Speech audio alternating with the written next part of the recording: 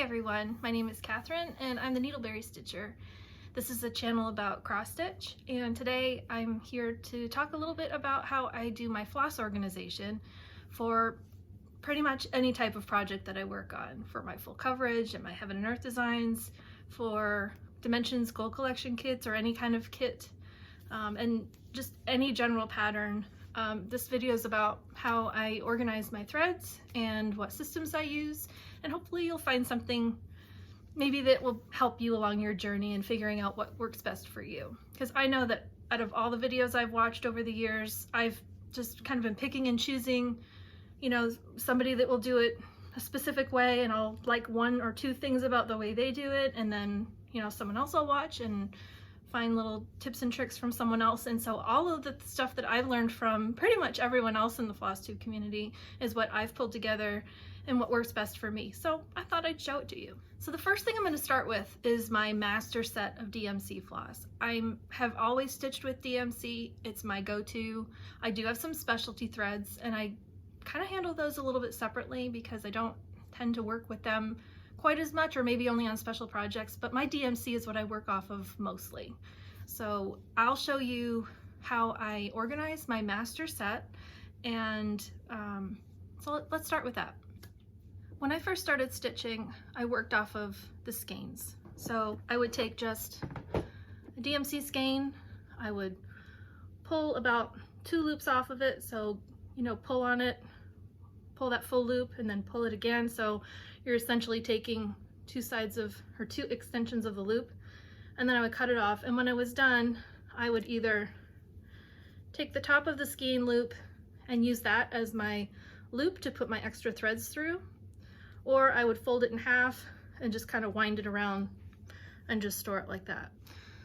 That wasn't working so great for me, because as probably you guys know, when you get down to where you're working with just, you know, half or less of a skein, these little, you know, the little labels fall off really easy. So I really didn't like working on it that way. So then along came bobbinating. Bobbinating, it's such a funny word because it's not really a word, but anyway, everybody calls it bobbinating, so I call it bobbinating. But that is essentially taking a little cardboard or plastic bobbin, and then unwinding all of your floss around the bobbin and doing it that way, and then storing that in what I have as, oh, I've lost my place. There we go. Sorry, I'm organized. I have to put my threads back exactly where they're supposed to go. I won't get to it later. So here's my box, and this was, I used to have this fully, like both sides of this. It's a 2-sided storage container. So essentially you flip it upside down to get to half of your threads, and then you flip it the other way to get to the other ones. This used to be full on both sides, but I'll show you what I do now. I'm kind of showing you my evolution of how I've progressed through storing my threads. But so as you can see, it's just, they're just lined up in order with the numbers. I put the numbers on the top so I can easily pull them out and see what number, and they're all in order. So that's how, this is the remainder of my bobbinating days, and I don't bobbinate anymore. Now what I do is thread drops for all my DMC. Thread drops. And I know a lot of people complain, they're like, well, it takes up so much more space and I don't have anywhere to store it, and how do you organize it that way? Well, I really don't find that it takes up that much more space than this big container of bobbinating, bobbined threads. And I'll show you what I use. So this is now how I store all my threads. I have each number of threads. So let's say we have like the 900s. Let me take this off. So let's say we have the 900 series threads. I have them all on just one, this is a binder. What do you call it? Like a, not a binder clip, what do you call it? Just a binder hook, whatever. So essentially it opens, and I'll show you that. It opens up. I can add new ones, I can take them off, I can pull just certain colors off onto one other binder hook or binder clamp, and then just close it up. And then what I have here is a place that I can just hang everything. Funny story.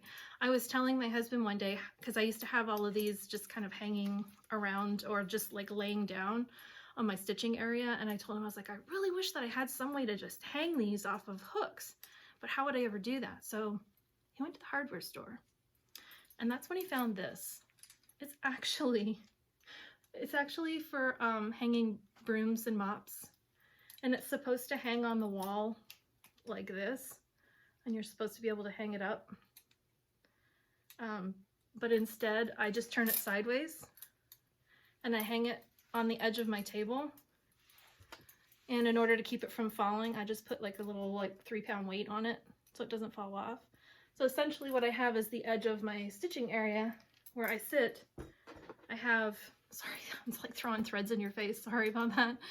But the little table where I work from, it's on this side. So I have my table next to me over here. I'm in my chair, and I have this hanging off the edge of the table so that they hang straight down off the edge of the table like this, except down lower, obviously, because my table is a lot lower than that.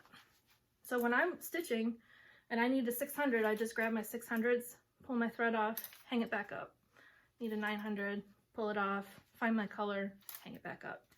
So I'm gradually, slowly going through my flosses that are on bobbins, and as I run out of one on the bobbin, the next time I get a new skein, I'm putting it on a thread drop instead. And my thread drops are easy. They're just made out of cardboard or cardstock, and I just punch it out with punches, which I'll show you here in a minute. But I just write the number on it, and I know it's DMC because I only store DMC on these thread drops. But this thing was like $9, you know, at the hardware store. There are so many easy solutions out there that don't have to cost a lot of money. These thread drops are easy. I can get about, 12 or 15 out of one piece of cardstock, and you can get a whole package of cardstock for like $5. So I can make thousands of these little thread drops out of one package of cardstock. So this is my master set, and I do have other specialty projects. Like this one on the end here is for one specific full coverage project that I just started. It's the Birds and Blooms garden, Heaven and Earth design pattern. The artist of Amy Stewart. I always like to say the artist. Anyway, I put all of these separately. I rarely ever kit up a Heaven and Earth design separately. I mostly work off of my master set, and there's so much confetti in full coverage that at the end of the day, if you have like another skein that you start and it's tiniest little bit of difference in your dye lot, because it's so confetti heavy, I don't think you'd ever notice. I really don't think you would, because by the time you're getting down to another section of your chart where you might be using that same color and you run out and you start a new skein, I really don't think you're gonna notice. I've never had a problem with it. So I'm gonna keep working that way unless I run into some major catastrophe. But I know there's other floss tubers out there. I know that you guys work the same way, just one master set. But for whatever reason, there was a sale. I know what reason. There was a sale on floss, and I had a coupon code that was 20% off of the sale on everything, including sale items. So I went out and got like a full other set of flosses for just that one project, but I don't normally do that. So as you can see, and I know I'm not in the shot, but this is how I do it. I just hang it on the edge of my table. I put my weight on it, and it's fine. And then I can grab my flosses and work on them. So that's how I work off of master set for Heaven and Earth Designs full coverage pieces. Even Mirabilias, sometimes I will pull out or buy separate threads for the Mirabilias, because those do have large areas of block color where you're stitching. And if you ran out of a color halfway through a blocked area, and unless you're specifically starting a block of area that's, by itself away from the other stitching area of that same color, I wouldn't want to risk having dye lot issues because the colors are all very, very close together. Let me show you though quickly what I do when I finished a project. So I finished all of the stitching part of my Mirabilia Roses of Provence, and I call it Roses of Provence. I know that it's probably pronounced Roses of Provence, but unless it says, Rose de Provence or du Provence, it's the whole title of the Mirabilia pattern is not French, so I'm not going to say Provence because it says roses of, and that's English. So anyway, just technicality. That's just me being weird because I'm just kind of weird that way. I'm like a software engineer, so my mind sometimes has to be like black and white. It's like it's either like all or nothing. It's kind of like when I did my Mirabilia pattern parade, I had to start at 1 and go through to the end. I couldn't like mix and match. I was like, nope, we start at number 1. Always start at the beginning. But what I wanted to show you is when I'm finished the stitching and I've pulled off separate colors onto its own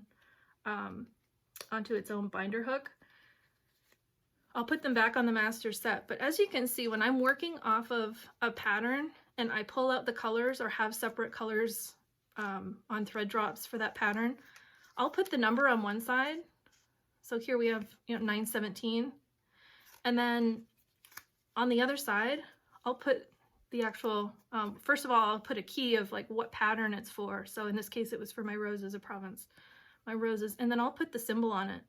So when I need to go on my pattern and I'm looking at the key, I don't have to look at the key, right? I don't have to look at what's my symbol on the key and then figure out what's the number and then go and figure out and pull that number, that DMC floss, specifically by that number. Because if I have the symbol on here, I can go straight from the chart, find my symbol on my thread drops. So maybe I'm looking for this symbol, or I'm looking for another symbol. I can just flip through my symbols and quickly find the color that I need without having to go to my key, which is really helpful because I work off of photocopied working copies. I don't like to mark on the main Mirabilia chart because I collect them, so I don't really want to mark them up. But because I also don't like how big those patterns are that they come, like you stretch them out and you can fold them all up really small, but it just drives me nuts having that much paper. So I'll just photocopy just a small working area and I'll use a highlighter to mark my patterns as I go. But then as I'm going, I don't have to have a separate color key next to me that I'm always having to look at. I just look for my symbol. So that's kind of how I do my Mirabilias. So it's not necessarily working off of my master set, but having separate thread drops for those colors. And then I'll just mix them back in again later. And I know I do have, like this one, for example, 931. I had it pulled out for when I was working on Merida. It's another full coverage piece from Tilton Crafts from Daniel Kordak. I was working on that and I had these colors on separate drops, but I had it, so I've got it in my master set twice because I ended up folding them back in. But if I ever pull them back out again for Merida, I've got the Merida with the symbols. But when I'm done, I don't try and like put it all on the same thread drop. I just stick multiple on the same. Like when I run out of one, then I'll just move on and work off the next one. So that doesn't bother me. All right. So from my last video, my last update video, you've seen that I was getting ready to start the fox. So with the fox I'm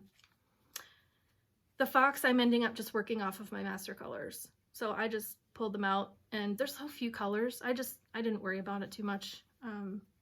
The specialty threads I bought separate. There were 2 colors for it, so I bought the specialty threads. Everything else I'm just working off my master set.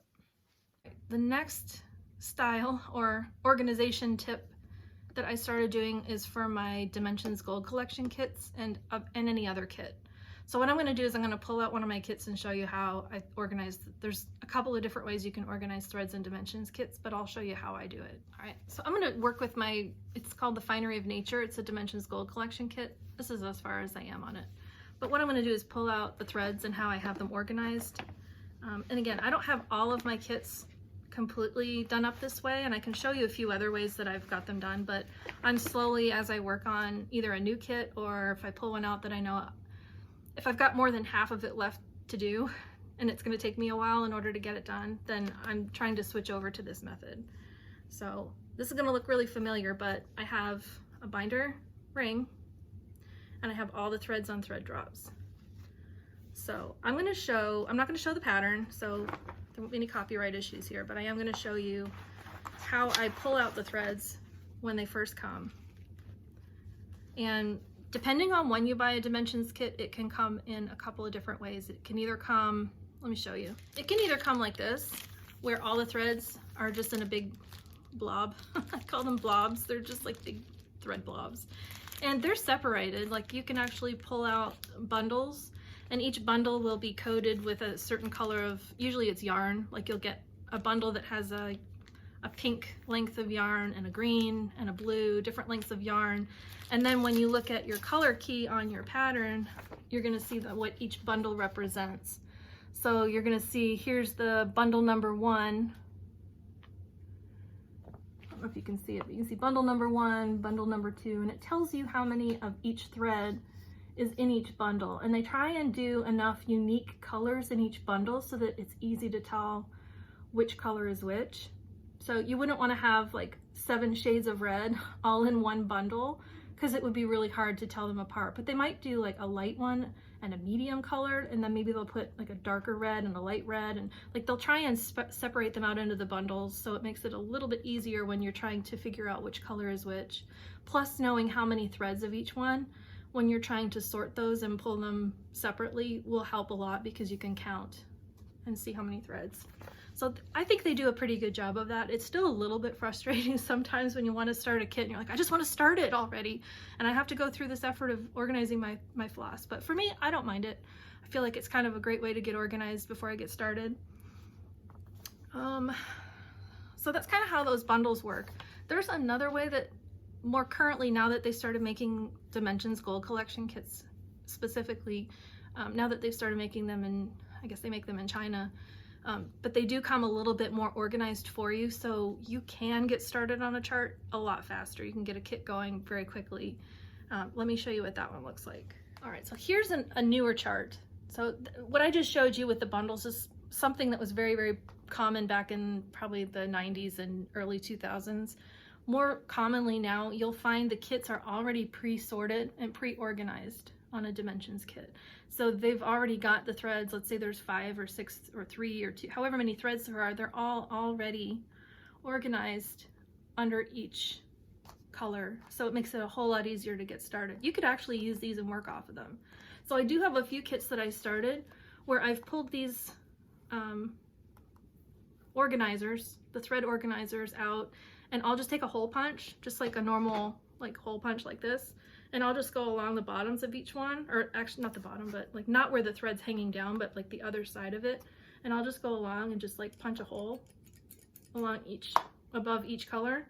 And then as I'm working, I just use the hole above to hang my extra threads. So if I like pull or cut one thread off, I can just hang the extra above. And that seems to work fine. It works for me. Not my favorite way to do it, but I have done it this way, and I don't have a problem with doing it that way. It's quick, it's easy, and I can get started working on a kit really fast. Like I don't have to spend a whole lot of time getting organized, and sometimes I get that way where I don't want to wait. I just want to start it. So that's my lazy way of getting started on one of these newer kits. So one of the other ways that Dimensions, older Dimensions kits used to come was in those bundles, but then they would provide these little pre-punched cards to put your flosses on. So I have done this before as well, as just used what they gave to me. And then as I'm working through, like this is a really old one, for example, this is Alan Maley's A Gracious Era. So now that I've pulled it out and I've started working on it again, I'm starting to do the thread drops. So what you'll see here is I've actually started converting them over. As I'm working on them, I've converted them to start using the thread drops. But I haven't converted all of it over yet. I still have quite a bit of thread still on these. So I'm gonna get now to my favorite way of doing, and this is like for me exactly what my mind needs in order to work quickly, stay organized, and just quick access to my threads. It's kind of using the same style as this hanging thing where I have my binder hook and I have all the threads from the kit. So this is the Finery of Nature kit where I've pulled all of the threads off the bundles and I put them all onto thread drops. And in this case, what I did was I took all of the numbers. So on one side of the thread drop, I have the number, which corresponds to the key. See if I can show you the key without showing the whole chart. So what you can see here on the chart is you've got the color key, which shows you your color of thread, and it's showing you the symbol, and it's telling you whether you need to use 2 strands for full cross, or maybe you only need 2 strands for half cross, or 3 strands for full cross and 3 strands for half cross. This is your key. It's telling you what symbol in the chart goes with what color from your threads, right? So what I do now is I'll take this color key symbol, the pattern symbols, the key, and I will photocopy this, and then I'll cut out each single one. And I know it sounds like it takes a long time, but it really doesn't take that long. And what I do is I'll write the number of the thread on one side. Let me come over here. And I'll tape onto my thread drop the symbol. So now I know that this star, this filled in black star, is dark gray. And I can go from my chart. Again, I'm just looking directly at my chart. I'm like, oh, I'm at the part on my chart where there's a black star. Let me look at my threads, and I'll just flip through, and I'll typically put them in order of color, because you know with Dimensions Gold Collection kits, they'll have black symbols, and then they'll have red symbols, and then they'll have green symbols. So I put at least that part of it in order, so I've got the color symbols all together, and sometimes I'll just take them off and I'll just reorganize them. Like if there's a part of the chart that has 2 or 3 colors that are all kind of together in one section, I'll just put them all at the same spot, so I can just flip through like if there are like 3 or 4, I'll just put those 3 or 4 I'm currently working with at the front, so I don't have to go very far to switch between threads. But this works so well for me. I don't need the key, and that part has been the part that has challenged me the most, is constantly looking at my chart. Okay, I need this symbol. Looking at the key. Okay, this is the color I need, and then going to try and find, okay, where's that color or where's that number? And it just drove me nuts. It was one of the things I absolutely hated about doing Dimensions kits, or any kits, because that key is everything. But especially when you're working off of a great big giant, like multi-page, like you're opening this thing up, it's like a map. And I have gotten to a point where I will photocopy and make working copies so that I can mark things off. But with Dimensions kits, if you don't have a really good color copier, or some type of, like, inkjet just never worked for me. So sometimes I'll just go to a copy place where they have a really good color printer and just make a good copy, because the symbols can get really, not smudgy, but sometimes they don't copy well from a Dimensions pattern. So I usually will try and make sure I have a really good copy. I mean, it's an investment. It's something I'm going to stitch on for a while. I mean, what's a little bit extra to get a good color copy? And that way, you know, I've been able to pass along some of my charts to my mom and to my aunts, and so that they've been able to enjoy it as well. These Dimensions threads that come in the kits, there's several websites that have color conversions to DMC. This Dimensions color 12275, what's the equivalent DMC color? So you can take a pattern from Dimensions and kit it up yourself with DMC colors if you don't have the original kit. If you just have the pattern, that's totally doable. So yes, I love these thread drops. Honestly, since I switched over to using these, it's made everything easier. The one thing that I do, let me see if I can find one. The one thing that I do on these to make it easier to know, because there are some, like I showed before on the color key, there's full cross with 2 strands, there's full cross with 3 strands, there's half cross with 20 strands, not 20, but sometimes it feels like you're 20 strands. Oh my gosh, 6 strands, half stitch on 18 count?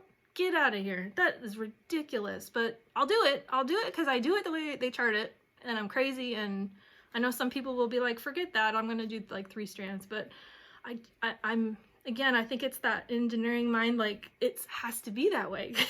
I'm not very creative at going away from like the pattern or the chart or figuring out how to do it other than how it's charted. So I'll get there. I have lots of time to figure out how to be creative. This is the extent of my creativity right now. But anyway, so one thing that I do, and I'm gonna see if I can find one, I'll actually write on, I'm not gonna be able to find one. There were a few colors in here that are the half stitch instead of the full cross, and I'll put that on the thread drop. Let's see if I can find it. Okay, so I found a few that I've, if the majority of the threads are 2 strands full cross, like it is in this kit, and every kit is a little different, but this particular kit that I'm looking at, like almost more than 90%, like 95% of the colors are 2 strands full cross. So I'm not gonna put anything extra on my thread drop to tell me that it's 2 strands full cross. There's no need to, because I know that, you know, the majority of them are. So I'm only keying the exceptions. I'm only calling out the exceptions. So this one, for example, calls for, it's not 2 strands full cross, it's 3 strands full cross. So I'll put an X in the corner if it's full cross, and I'll put the number of strands. And again, keeps me from having to go back to my key and look up like, oh, how many strands do I need? And does it need to be a blend? Now, I haven't even looked at blends, but I'll show you an example of how I do the blends as well. But in this kit, there aren't any blends. Oh, well, I take that back. There is one. I'll see if I can find it. Okay. So anyway, I'll find a blend in a minute. But this is, so three strands full cross of this color for this symbol. So I can quickly look from my chart. I'm looking on my chart and it says I need, I guess this is bad lighting, sorry. So this is a black E. So I know from my chart it's a black E. I look for it on my ring, black E, pull 3 strands, full cross. It's right here. Everything is right here. I don't have to go back to the color key. Chart to thread drop. And then I've got some other ones here like this one, which is 3 strands, half cross. So I'll do a full cross if it's a full cross. If it's half, I just mark it as a half. And again, I'm going directly from pattern to symbol, and I know exactly how many strands and how many, and whether it's a half or a full cross. I need to find an example of a blend. So here's an example of Chickadees and Lilacs. My Chickadees and Lilacs kit, which is Dimensions Gold Collection. It's this one. And I actually have a pretty decent amount of progress on this one. I'll go ahead and show you what I have done on it. I did it in my whip parade, but I'll show it to you anyway. Just to prove to you that I actually do work on these things. I don't just collect them. This is how far I've gotten on this one. But when I got this kit, I kitted this one up from the beginning. I didn't do it as I went. And this key looks different. This is a different kind of key. So this one's telling you the color, and I'm sorry, I'm gonna have to like kind of get up a little bit closer, but it's telling you, again, you've got your bundles on this one, because this was one that came in bundles. It wasn't made in China where they had them already pre-sorted. But it's telling me my bundle, it's telling me it's the bundle that has yellow yarn, or the bundle that has blue yarn, and then you figure out like how many, you know, what your color is, the code number, and then it's telling you, okay, this symbol with 2 strands for cross stitch, or this light blue purple that I'm showing you also has half stitch, and you can tell. So it's saying cross stitch, which is full cross, is these symbols, half cross is these symbols. Let me tell you what, this is really frustrating for me to try and have to, like, I feel like I'm like doing some type of like, I don't know, like, it's like reading programming language, like, oh, if it's in this column and that column, and then you do this, and if it's that color, do 1 strand, and if it's this, I don't have time for that. This legend is ridiculously complex for me. So again, thread drops, perfectly easy for me. I took this and photocopied it, cut them out, and on the front of the thread drop, I put, whether it's full cross or half cross, I put the symbol, and it says how many strands next to it. So this one already came with, right next in the color key, it said, for this symbol, use this number of strands. And then I just put whether it was a cross or half. Here's an example of where this color is used twice. It's used for full cross, and it's also used for half cross. So I put, here's how many for a full cross. If this is the symbol for this color, this is the symbol on the chart, it's a full cross, and I pull my thread. If it's this symbol on the chart, it's a half cross, this many strands, pull my thread. So this one is like 4 strands of half cross or 2 strands of full cross. But I can tell, I'm just looking here at my thread drop. So yeah, it takes a little bit of time, but it's not really that much more time than looking at my key for the symbol. Instead, I'm just like flipping through my thread drops looking for the symbol. Now here's an example of where I'm using blends. And this is just my weird mind. If I've got some that are already blended, I just pop them up on the side here. I'll do a couple ahead of time and just have them ready to go. So when it comes time that I get this symbol on the chart and it calls for 1 strand of purple, and I put the colors on the back so I know what they are. It calls for 1 strand of purple and 1 strand of dark blue purple. I hang them at the bottom, and I know which is which because of, well, it's easy to tell which one's purple and which one's blue purple, but I put it on the back too. So if it says purple first, then I do it on the left. That's because that's how my mind works. I do it the way I read. So I've got my purple and my blue purple. These are the colors I'm blending together. And then these are some that I've already pulled one of each thread and blended them, and I'm just hanging them off the side. I don't really care where they hang. They could hang down below, but for me, if I just hang them off the side like that, I could put another hole up here, but then I'm taking room away from my key. So I just hang it off the side. And as soon as I get to this symbol, oh, this is it. Oh, look, I got a couple already ready to go. Just grab and go. So when it comes time to blend, I'll typically do a couple at a time, just so I've got some waiting in the wings. So, and then there's some that are like really straightforward. You know, you get to, I guess that's a pink, it's like a black A with a pink, kind of got a pink background. You can see, I don't think I can, my phone doesn't zoom very well, sorry, doesn't focus, but what you can see here is it's 2 strands, pull cross, easy peasy. And then a lot of them are that way. It's just 2 strands, pull cross. And then I don't ever have to worry about what I'm doing. I'm just looking for the symbol.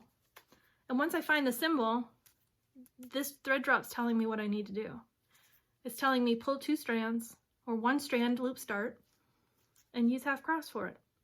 So, and if I ever need to know, well, what color is this? Let's look at the back. What color is it? Well, it's gray-green, 16876. So I can still always get back to my key because I still have my key if I need it, but I don't need it when I have my threads like this. And because I'm working all my threads off of one binder hook, it's not a hook, what is it? Whatever, binder ring. It's a binder ring.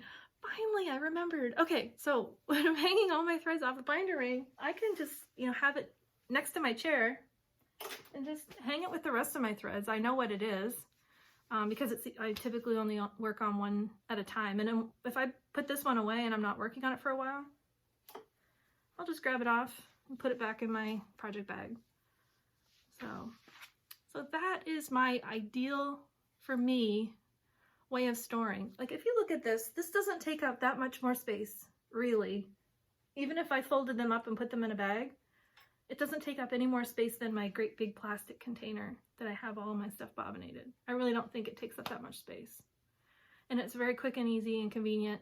When I'm finished with the thread and I still have a pretty decent length, I can just put it back on the thread drop. I can just, you know, put it through the circle and hang it off and use it again.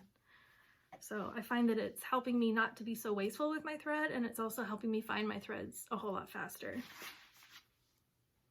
The next thing I want to show you really quickly, since hopefully this video is not going to be too long, but I want to show you how I actually create the little thread drops. Really super easy. And my ideal length of thread, which I know everyone has a different preference. Some people like their threads like super long and then they can fold it in half to do the loop start. Some people like them a little shorter because they don't like how, you know, as you're working sometimes, especially on full coverage on 25 or 28 count, the threads will start to kind of get a little bit shredded, especially on the little tail. mine do anyway. It must be the fabric I'm using because I never hear other people complain. However, I'm going to show you how I create all of that so that I end up with having all of my threads on floss drops. So to create thread drops, I have a piece of cardstock. I'm going to use pink because I love pink, and we just got finished with Valentine's Day, so I'm going to use pink. I have a couple of different hole punches, 3 different hole punches.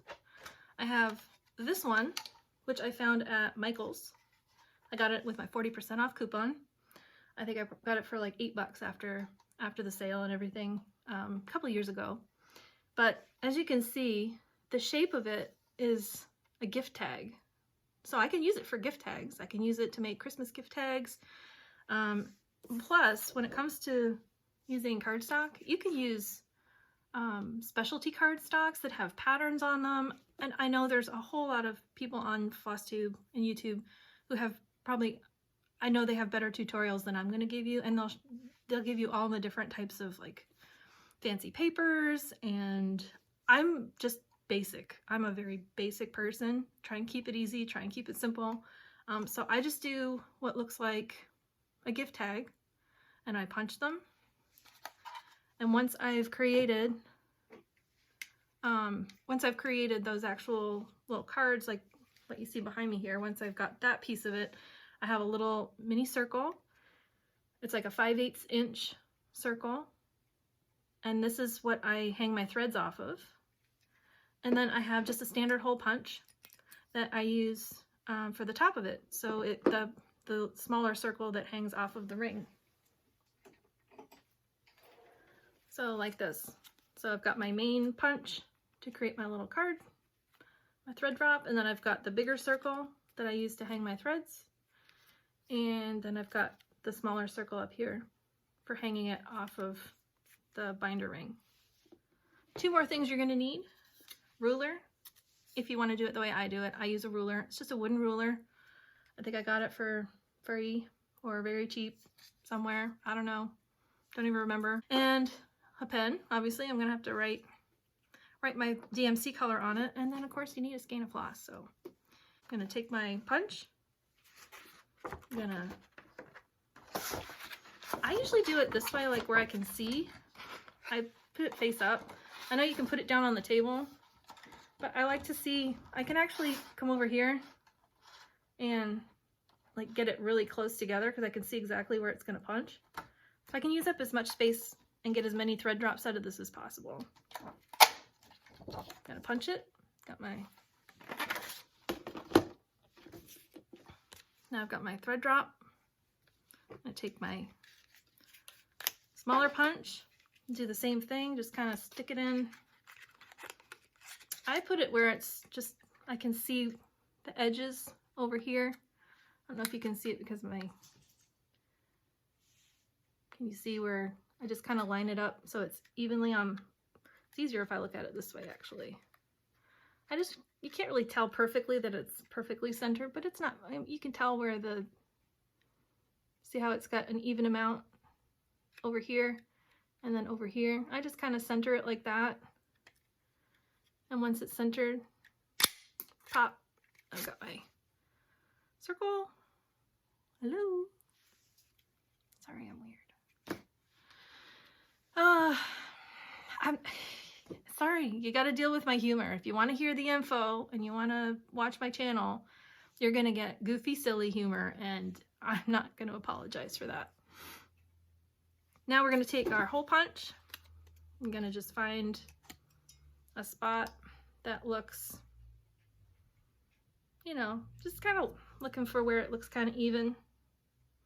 I'm just gonna, here we go. Oh, that went flying. There. And I can do a whole sheet of these in under 5 minutes. It's just very quick. And hang it, write my number on it. So once I have my thread drop, take my skein, pull the tags off, and I'll fast forward this part because you don't need to see me unwinding it. And I don't necessarily unwind, you know, I'm not going to fast forward. I don't necessarily unwind the whole thing at one time. I kind of hang it over my wrist, and I take one end, take my ruler. Now I like doing it with 12-inch ruler. If I fold this over, if I do from the top and I come and loop it, let me do it the other way so you can see it. If I loop this 12 inches down and then 12 inches back up to the other side, it's 24 inches. That's the perfect length for me. I hands down, 24 inches will be perfect, because if I take one strand of 24 inches and fold it in half, this is the length, and then I've run it through my needle, and then the tail comes down. So I don't really like working with more than about 12 inches double strand, and I can do the loop start with it. So for my Mirabilias and for just about any non-full coverage project, it's perfect for me. The tails don't start getting shredded and coming apart when I'm stitching, and it's usually just a really good amount for a small area that I'm stitching, and I don't end up with too much waste. So that's my trick, is 24-inch lengths. So I'll take this whole skein and I'll just loop it around, go to the bottom, to the top, to the bottom, to the top, and I just kind of unloop it a little bit from my wrist as I go.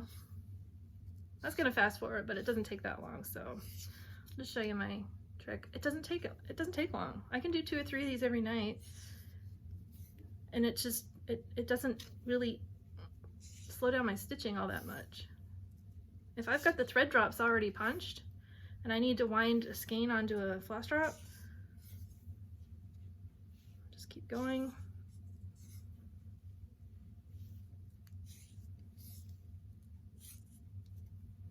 That's it. Then I bring the last little bit up around the bottom and grab onto it. It never makes a full amount all the way back up to the top. It just never does. But I'll grab onto it and find some scissors. One thing I didn't bring was my small craft scissors, but I got some big scissors here. So I'll just take it. I'll run it underneath all of these top threads, snip it, and I'm still holding on to the bottom because I don't want to lose all these threads at the bottom. But I'm holding on to it. I'll kind of loosen it a little bit, pull it off the end, and I'll put my finger through it, hold on to it. I'm gonna grab my loop here, goes through the floss drop hole, pull it down through, grab it through the other side. You guys know this part. Everybody knows how to do a loop on it, but there you go. It's on. I'm gonna write the number on it, 995.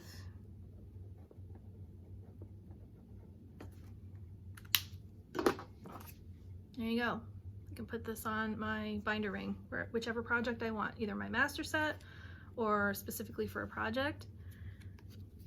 It is super simple now to take my needle and find one little thread, just one thread, put my needle underneath one thread. I'll even do it with my fingers. It's so easy, you can do it just with your fingers. I'm gonna grab one little thread. I typically have my needle, and I'll grab just one. Sorry, it's harder without a needle, but I'll just grab one little thread, pull it off. I'm ready to go. That's it. No winding it back on a bobbin.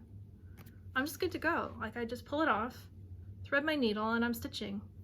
And then if I've only got like 2 or 3 stitches, because, you know, heaven and earth designs and confetti, when I'm done, I've done my stitches, I'll just thread it back through, put it back on my card like that. I'm done. I just hang it back on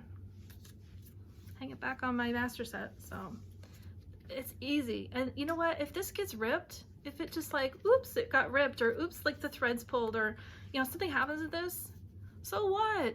It's like paper. It's just like a little piece of paper. Make another one, grab another from, you know, I just grab another one because I usually have like 30 or 40 punched out and ready to go. And I'm like, I don't care what happens to this. It's not treasure. This isn't the part I care about. This is just the part I need to use to organize. And just take the threads and hang them on a new one and write the number on, and away we go. So I don't worry about laminating them and They don't have to be super thick or super thin, it doesn't matter. Cardstock, just regular basic cardstock is all you need. And a couple of punches. And you don't even need punches. You can use scissors and just cut out squares. You know, you don't need fancy punches.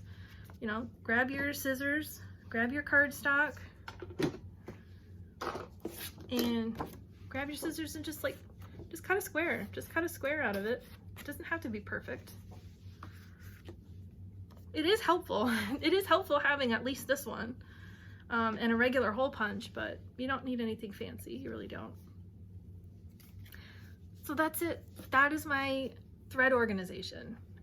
I know I kind of like jumped around a little bit, but we went over how I do my master set of DMC. I still have some bobbinated, and I'm slowly transitioning those over to my thread drops, like you see behind me.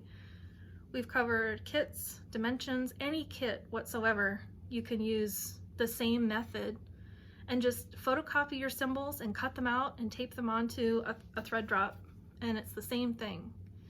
You're just looking for your symbol at that point rather than a DMC color. And Mirabilias, I use thread drops. Sometimes I'll have them together on one binder ring, and sometimes I'll just pull them out of my master set. It honestly will depend on the project. If it's a small, like my fox that I'm working on with the A Year in the Woods series, I'm just using my master set. But then I have the 2 specialty flosses that are kind of just dedicated to the fox because I don't use them on anything else. So I think that's about it. I'm sure this isn't all new to anybody because, like I said, I've just watched over the years different floss tubers and YouTubers doing different ways of organizing. This is what works for me, and I'm really, really happy. I feel like I stitch faster. I'm not worried so much about like trying to figure out my threads and what do I do with them, and those little cards that you get in the Dimensions Gold Collection kits that have like all the little holes in them, that just does not work for me. Like they're just like, they're bulky, the threads are just falling off my chair, they're sliding around and I can't ever find them. And if I've got them all on, if I've just got them all on a binder ring and they're all organized like this, it's so much easier to flip through. So that's it. I'm not sure. If you have any questions, I guess, I'm sure I've missed something. Someone will have a question. So if you have questions, please leave them in the comments below. You can also message me on Instagram. I'm needleberry_stitcher on Instagram. Feel free to drop me a note there.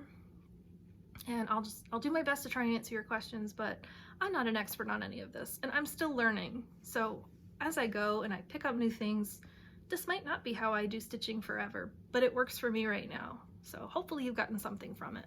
So have a great stitching week. I'll have my next update video coming up in probably the next few days. I was gonna wait until at least the end of the month, probably like March 1st, March 2nd to do a full January, I'm so far behind, to do a full February update. So kind of a recap of my stitching for February. And I also have the giveaway, the fox. I have a copy of the fox pattern.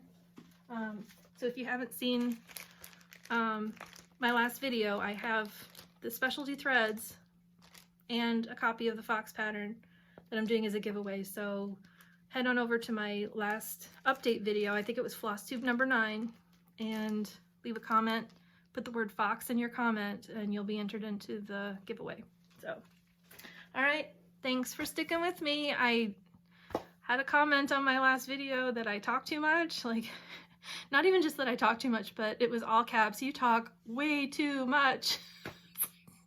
Sorry. I can't be sorry that I talk too much. It's a video. It's my video. Sorry. I say sorry, but I'm not really sorry. I mean, if you don't like it, don't watch it. That's all I can tell you. I mean, if you don't like cross stitch, why are you here? If you don't want to hear people talk about cross stitch, why are you here? If I talk way too much, I'm trying to imagine what my videos would be like if I didn't talk.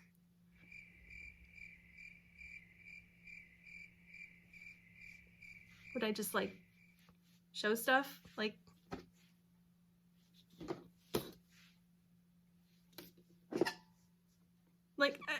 I'm not sure. I didn't get the comment. I giggled a whole lot when I got it. I'm not gonna lie. I giggled a lot, and not to offend the person who commented. Like, if you're watching, I'm sorry. I'm not trying to make fun at all. It's just when I got the comment that said you talk way too much. Yeah, I know. I know. I know. I know. I know you're not really telling me anything I don't know. So, like, I really giggled. I just giggled. So, I'm not offended by comments. If people don't like what I'm putting out there, you know, everyone has a choice in what they watch, and everyone has the right to give their comment and to give their opinion on, and I will never censor anybody from giving, you know, good positive feedback, negative feedback, if it's constructive. So please tell me whatever you need to tell me. I'm just having fun with this. It's just about cross stitch. It's just for fun. So I'm gonna go. So have a great stitching week. Talk to you soon. Bye.